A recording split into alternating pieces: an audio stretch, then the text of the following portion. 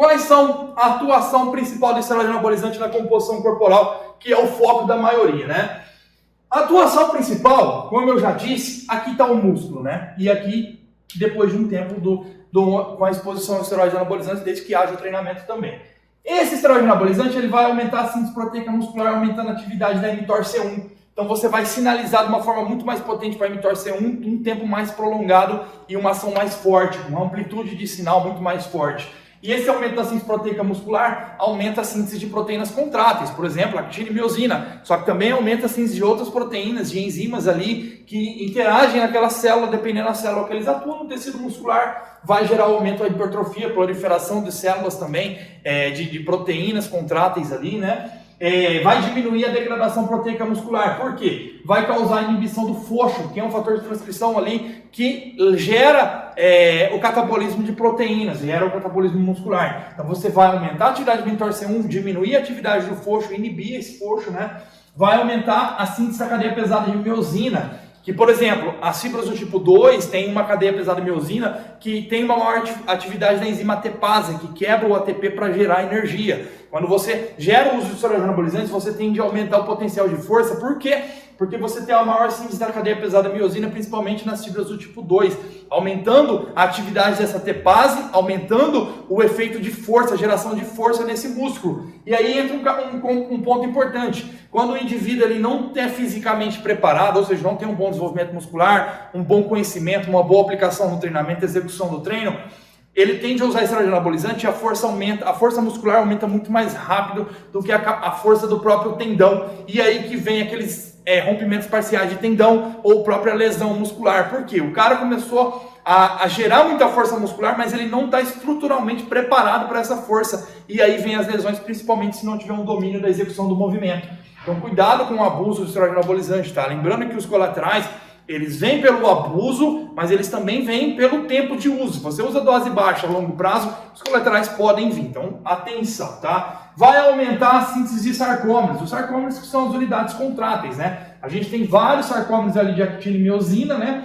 Que conforme você aumenta, você usa o esteroide anabolizante, você vai aumentar o número desses sarcômeros nas fibras, consequentemente você vai ter um poder contrátil maior, que também está relacionado com o aumento da produção de força, porque a força também vem do tamanho da fibra muscular e o poder contrátil, quanto de proteína contrátil tem nessa fibra. E você aumenta o potencial de força, né? E lógico, você tem um aumento da atividade das células satélites. Essas células satélites ficam ali na periferia da fibra, tá? Aqui em azul são as células satélites. Conforme você vai aumentando o treinamento também gera ativação das células satélites, né, por fatores mecânicos e estresse metabólico também, o próprio dano também, e o estímulo do esteroide anabolizante vai potencializar mais, aumentando a proliferação das células satélites e a atividade delas.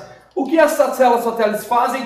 Elas participam principalmente da reparação e remodelação da matriz celular. Ou seja, elas reparam as proteínas danificadas com o treinamento, isso acelera a recuperação muscular entre um treino e outro, e elas também fazem a remodelação da matriz celular. Por exemplo, elas podem aumentar a quantidade de mionúcleos nessa célula. Por quê? Se você tem uma quantidade X de mionúcleos, cada mionúcleo ele é responsável por um espaço, por um domínio na célula. Conforme você vai treinando, você tem uma capacidade individual de proliferar esses mionúcleos, né? Que são os núcleos da fibra muscular. Quanto mais mionúcleos você tem, maior a eficiência da síntese de proteína. Ou seja, você consegue receber o estímulo tanto dos hormônios como do próprio treinamento e sintetizar a proteína com mais facilidade, porque tem mais mionúcleos.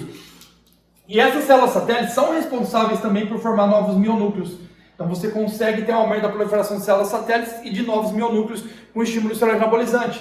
E esses mionúcleos estão ligados à memória muscular. Por isso que muitas vezes quando o indivíduo ele treina muito tempo, usou esteroide anabolizante por um tempo considerável, quando ele retira o uso, mesmo depois de retirar, ele consegue sustentar até uma boa massa muscular, porque ele usou muito tempo e, óbvio, ele tem uma boa estrutura muscular. Não encheu só de água e sódio o músculo, não, ele construiu tecido. E a construção de tecido muscular é um efeito crônico da hipertrofia, precisa de meses e anos e anos e anos ali, treinando, dieta, um bom treino. Por exemplo, alguém que usou esteroide anabolizante por muito tempo, quando ele retira o uso, esses mionúcleos eles ficam lá por mais de 20 anos. Então, essa pessoa tem facilidade de recuperar a massa muscular. Se ele parar de treinar, ele volta a massa muscular muito mais rápido.